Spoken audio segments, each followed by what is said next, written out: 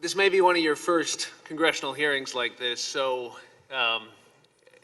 you may not understand. I can't blame you for feeling that way, sir. Particularly when I've been sitting here listening to my Republican colleagues. You know, one of the advantages of being down here at the kids' table is that you get to hear the folks above you ask their questions. And I've been listening closely to my Republican colleagues, and I've heard them say just about everything except to contradict any of the substantive testimony you've both given. You may have noticed there's been a lot of complaints, and there's been a lot of insinuations, and there's been a lot of suggestions maybe that your service is somehow not to be trusted.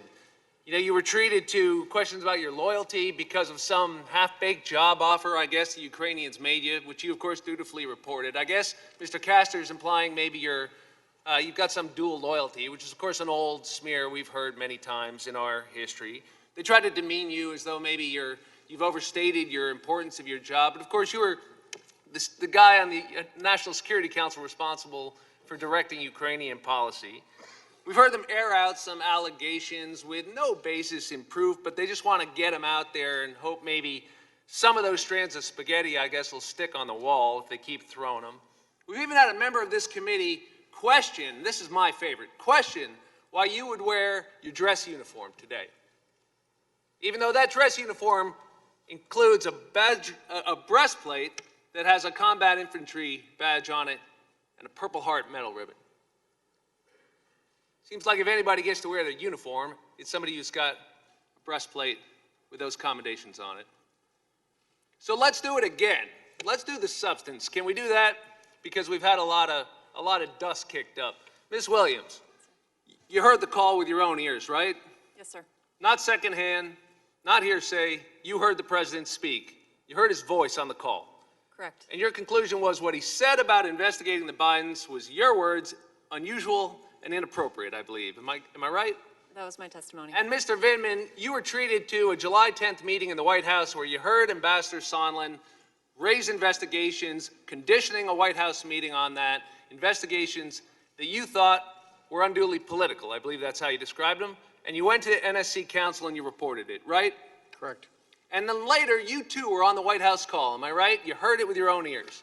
Correct. Not secondhand, not from somebody else, not hearsay, right? Correct. You heard the president's voice on the call. I did. And you heard him raise that subject again that Ambassador Sondland had raised before about investigating the Bidens, right?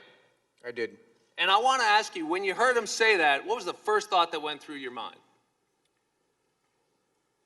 Frankly, I couldn't believe what I was hearing. It was probably an element of shock that maybe in certain regards my worst fear of how our Ukraine policy could play out was playing out, and how this was likely to have significant implications for U.S. national security. And you went immediately and you reported it, didn't you? I did. Why? Because that was my duty. You still have your opening statement handy? I do. Would you read the last paragraph for me again? Not the one, the very last one, the second to last one. Would you read that one again for me? Because I think the American public deserves to hear it again. That's the one. I think my dad would appreciate this one too. Dad, my sitting here today in the U.S. Capitol talking to our elected officials is proof that you made the right decision 40 years ago to leave the Soviet Union and come here to the United States of America in search of a better life for our family. Do not worry, I'll be fine for telling the truth.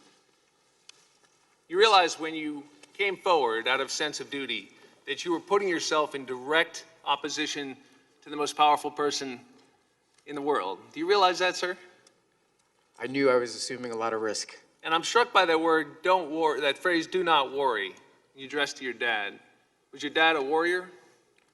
He did serve. It was a different military, though. And he would have worried if you were putting yourself up against the President of the United States, is that right? He deeply worried about it because in his context, there was the ultimate risk. And why do you have confidence that you can do that and tell your dad not to worry? Congressman, because this is America. This is the country I've served and defended, that all of my brothers have served, and here, right matters. Thank you, sir. Yield back. Ms. Demme.